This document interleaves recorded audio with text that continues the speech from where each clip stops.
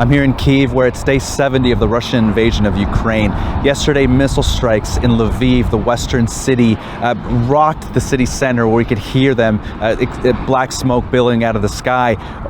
The mayor of Lviv says that 3 power stations were hit, and you could see lights flickering throughout the city. Some parts had no electricity. Some street lamps were dark alleys, as the city worked to reestablish electricity following those missile strikes.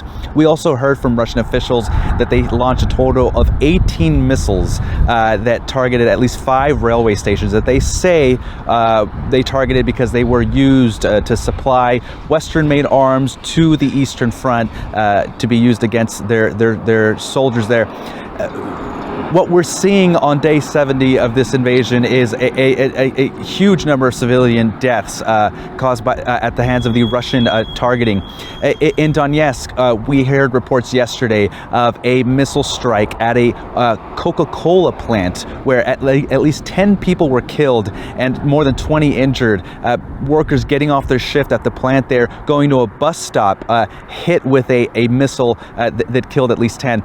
In Mariupol, some good news, as the UN and the Red Cross worked to get at least 100 civilians out of that steel plant. They are now receiving treatment outside Mariupol, but the plant itself the ceasefire immediately broke down after buses taking away those civilians left, and Russian armed forces continued attacking with air and land forces that steel plant, where the last holdouts of Ukrainian fighters are fighting to protect their portion of Mariupol, what's left of it.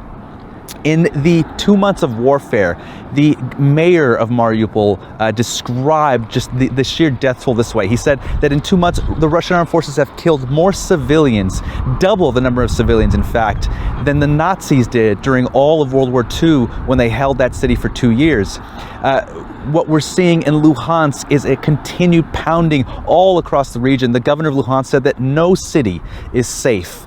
We've heard reports of children hiding out in schools when the schools being targeted. Last week, the entire region of Luhansk was out of electricity.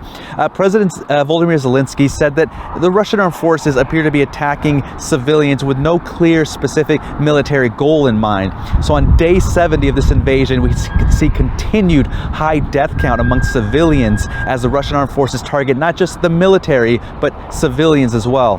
From Kyiv, Sergio Olmos for SABC.